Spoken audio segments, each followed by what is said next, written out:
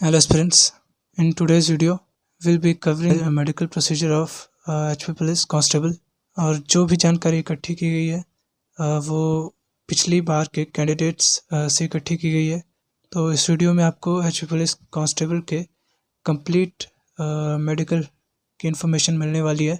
और अगर आपने चैनल को सब्सक्राइब नहीं किया तो चैनल को सब्सक्राइब कीजिए और बेल आइकन को दबाइए ताकि आप कोई भी अपडेट मिस ना कर पाओ। तो अगर शुरुआत की जाए तो जैसे ही आपकी डॉक्यूमेंटेशन ख़त्म होती है उसके बाद आपकी एक लिस्ट जारी होगी और उस लिस्ट के कैंडिडेट्स का मेडिकल होता है। मेडिकल के लिए कुछ स्पेसिफिक हॉस्पिटल्स को ही चार्ज दिया गया होता है, मोस्टली गवर्नमेंट हॉस्पिटल्स को। आप वहाँ पे जाके अपना मेडिकल करवाते हो। अगर किसी एक हॉस्पिटल में आपको रिजेक्ट कर दिया जाता है तो आप दूसरे हॉस्पिटल में अपना मेडिकल करवा सकते हो। तो अगर मेडिकल के प्रोसीजर की शुरुआत की जाए तो सबसे पहले ब्लड टेस्ट से शुरू करते हैं। सबसे पहले आपका ब्लड टेस्ट होता है। इसी से वेरियस जो इन्फॉर्मेशन होती है वो कलेक्ट की जाती है। अगर आपके किसी गवर्नमेंट डॉक्यूमेंट पे आपका ब्लड ग्रुप लिखा हुआ है, मेंशन किया हुआ है, जैसे कि ड्राइविंग लाइसेंस पे मेंशन होता है, तो आप उसको अपने साथ लेकर जा सकते हो ताकि वहाँ पर आपका टाइम सेव हो सके। अगर अगले टेस्ट की तरफ बढ़ा जाए तो आपका हार्ट का टेस्ट होता है। इसके लिए ईसीजी किया जाता है और इससे हार्ट से रिलेटेड इन्फॉर्मेशन ली जाती है और ये इंश्योर किया जाता है कि आपको कोई हार्ट से रिलेटेड दिक्कत तो नहीं है। हार्ट के टेस्ट के बाद कैंडिडेट्स का एल्बो का टेस्ट होता है।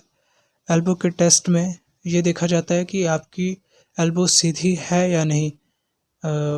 अगर आपकी एल्बो पूरी तरह से सीधी नहीं हो पाती है तो आपको रिजेक्ट कर दिया जाता है। अगर बचपन में आपकी कोई हड्डी टूटी है तो उस वजह से भी आपकी एल्बो में दिक्कत आ सकती है, तो उस दिक्कत की वजह से आपको रिजेक्ट किया जा सकता है। आपकी एल्बो का जो मेडिकल होता है उसमें एल्बो को एकदम सीधा किया जाता है, तो आपकी एल्बो सीधी होनी चाहिए। और इसके बाद के टेस्ट की बात करें तो आपका नॉक-नी टेस्ट किया जाता है। अगर आपको नॉक-नी है तो आपको परमानेंट रिजेक्शन दी जाती है। नॉक-नी को ठीक करने के लिए आप एक्सरसाइजेस कर सकते हो, जैसे कि आप एक पिल्लो को टांगों के बीच में रख के सो सकते हो। और कुछ और फिज़िकल एक्सरसाइजेज होती हैं जिनको कि आप कर सकते हो। इससे रिलेटेड क्योर्स के लिए या तो आप डॉक्टर से सलाह ले सकते हो या फिर जो एक्सरसाइजेज हैं उनके लिए यूट्यूब पर ही वीडियो देख सकते हो। नेक्स्ट टेस्ट की तरफ बढ़ते हैं तो आपका नेक्स्ट टेस्ट आई का होता है। और ये जो टेस्ट बताए जा रहे हैं ये ज़रूरी नहीं है कि इसी सीरीज़ में होंगे, ये आगे पीछे हो सकते हैं। तो आइज़ टेस्ट में जो जनरल हॉस्पिटल में आई चार्ट लगा होता है आपसे वही पढ़ाया जाता है और वो पूरा नहीं पढ़ाया जाता, उससे कुछ एक स्पेसिफिक लाइंस पढ़ाई जाती हैं। और एचपी पुलिस कांस्टेबल के मेडिकल का सबसे इम्पोर्टेंट टेस्ट इसी को माना जाता है। आई टेस्ट को ही सबसे इम्पोर्टेंट माना जाता है एचपी पुलिस कांस्टेबल में। तो इसके बाद चार्ट पढ़ाने के बाद डॉक्टर आपको उनके पास एक छोटी बुकलेट होती है या छोटा चार्ट होता है जिस पर कलर कॉम्बिनेशंस में कुछ लिखा हुआ होता है, आपको वो आइडेंटिफाई करना होता है। इससे आपकी कलर ब्लाइंडनेस चेक की जाती है। नेक्स्ट टेस्ट स्पाइनल कॉर्ड का होता है। आपकी स्पाइनल कॉर्ड में किसी तरह की कोई इंजरी नहीं होनी चाहिए, वो सीधी होनी चाहिए। इस टेस्ट में आपको बेंड करवाया जाता है और आपके जो हाथ की फिंगर्स होती हैं उनको आपको पैर के फिंगर्स के साथ टच करना होता है। तो इसके लिए बहुत सिंपल सी एक्सरसाइज होती हैं। अगर आपको कोई दिक्कत है स्पाइनल कॉर्ड में तो आप आराम से 2-3 दिन में इसको ठीक कर सकते हो। नेक्स्ट टेस्ट की तरफ बढ़ते हैं तो नेक्स्ट टेस्ट स्वेटी पाम्स का होता है।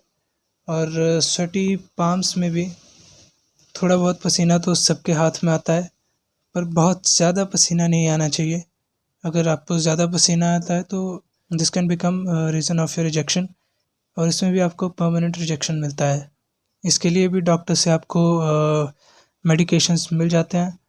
इसके अलावा बहुत से क्रीम्स आते हैं जिनका आप यूज़ कर सकते हो। आप पाउडर का यूज़ कर सकते हो, कपड़े धोने वाले साबुन या बर्तन धोने वाले साबुन से हाथ को लगातार धोने से भी इस प्रॉब्लम में बहुत सुधार देखने को मिलता है। नेक्स्ट जो आपका टेस्ट होता है वो होता है फ्लैट फुट का। और जिन लोगों के फ्लैट फुट हैं उनके लिए भी बहुत सारी एक्सरसाइजेज हैं। हालांकि इसको ठीक होने में काफ़ी टाइम लगता है, फिर भी आप ट्राई कर सकते हो। और फ्लैट फुट में जैसा कि पिक्चर में दिखाया जा रहा है, इस तरह से एक आर्क बननी चाहिए। अगर आपकी आर्क नहीं बनती है तो आप को रिजेक्ट किया जा सकता है। और फ्लैट फुट आप घर पे कैसे चेक कर सकते हो, आप अपने पैरों को पानी से भिगाने के बाद फर्श पे चलिएगा। चलने के बाद अगर आपके पैर ये हाई और मीडियम ब्लू में, जो ब्लू कलर्स में दिखाए जा रहे हैं, इस तरह की शेप आपके पैर की बनती है फर्श पे, तो आपके पैर बिल्कुल सही हैं। और अगर आपका पैर पूरी तरह से ही फर्श पे बन के आ जाता है तो आपको फ्लैट फुट है। अगर नेक्स्ट मेडिकल की बात की जाए तो आपका फिंगर्स का मेडिकल होता है। आपकी फिंगर्स टेढ़ी नहीं होनी चाहिए। और अगर आपकी फिंगर्स 5 से ज़्यादा हैं तो उसमें कोई दिक्कत नहीं आती है। बस फिंगर्स का एक माइनर सा मेडिकल होता है कि आपकी फिंगर्स टेढ़ी नहीं होनी चाहिए और प्रॉपर तरीके से बेंड हो जानी चाहिए। जैसी नॉर्मल फिंगर्स होती हैं सबकी, उसी तरह की फिंगर्स आपकी भी होनी चाहिए। फिंगर्स के टेस्ट के बाद आपका टेस्टिकल्स का टेस्ट होता है। इसमें देखा जाता है कि कहीं आपको हाइड्रोसील तो नहीं है, आपके टेस्टिकल्स में कहीं पानी तो नहीं भर जाता है। इससे दौड़ने वगैरह में बहुत दिक्कत होती है, तो इसका भी मेडिकल किया जाता है। तो इसके लिए आपको पहले से ही तैयार रहना होगा। अगर आपको प्रॉब्लम है, अगर आपके टेस्टिकल्स छोटे बड़े हैं तो आप डॉक्टर से कंसल्ट कर सकते हो। और मेडिकल में जाने से पहले आपको अपने प्राइवेट पार्ट्स के बाल जो हैं वो हटा कर जाना है। नेक्स्ट मेडिकल स्टोमक का होता है। आपके स्टोमक में चेक किया जाता है कि क्या आपका स्टोमक नॉर्मल काम कर रहा है या नहीं।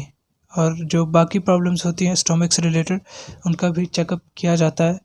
इसके बाद आपका एयर का मेडिकल होता है। कानों का सिंपल सा मेडिकल होता है। इसके लिए आपको वैक्स हटा कर जाना होता है ताकि डॉक्टर को कोई दिक्कत ना आए। और अगर आपको कोई सुनने में प्रॉब्लम है तो आप डॉक्टर से मेडिकेशन ले सकते हो। जो नेक्स्ट टेस्ट होगा वो नोज़ का होता है।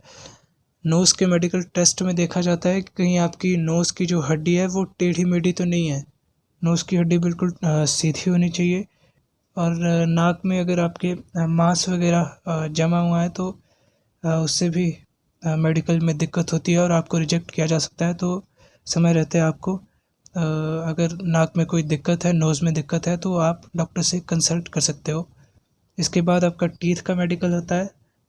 तो टीथ के मेडिकल में अगर आपके दांत काले पड़ चुके हैं ऊपर से और अंदर से खोखले नहीं हैं तो आपको रिजेक्ट नहीं किया जाएगा। पर अगर आपके दांत खोखले हैं और उसमें कीड़े लगे हुए हैं तब आपको रिजेक्ट कर दिया जाता है। अगर आपका कोई दांत नहीं है तब भी आपको रिजेक्ट कर दिया जाता है। अगर आपका कोई एक दांत बाकी दांतों से अलग है, काला है, पीला है, तब भी आपको रिजेक्ट कर दिया जाता है। और किसी के दांत अगर खोखले है, उसमें कीड़ा लगा हुआ है, तो आप टाइमली उसकी फिलिंग करवा कर जाना ताकि मेडिकल में आपको रिजेक्ट ना किया जा सके। नेक्स्ट जो मेडिकल होता है वो पाइल्स का होता है। डॉक्टर्स चेक करते हैं कि कहीं आपको पाइल्स तो नहीं है। इसके लिए आपको बेंड करवा दिया जाता है और डॉक्टर्स चेक करते हैं कि कहीं आपको पाइल्स की दिक्कत तो नहीं है। इन प्रॉब्लम्स में से कोई भी प्रॉब्लम अगर आपको है तो आप टाइमली डॉक्टर से कंसल्ट कीजिए और मेडिकेशंस को स्टार्ट कीजिए ताकि मेडिकल में आपको दिक्कत ना आए। मोस्टली जो इनमें से प्रॉब्लम्स हैं उनको अभी ठीक किया जा सकता है। पर अगर आपको नॉक नी है, फ्लैट फुट है, तो उसके लिए ट्रीटमेंट में काफ़ी टाइम लगता है। तो फिर भी आप ट्राई ज़रूर कर सकते हो। पर ये नहीं करना है कि माइनर सी प्रॉब्लम है और उसी की वजह से आपने खुद को मेडिकली अनफिट मान लिया है।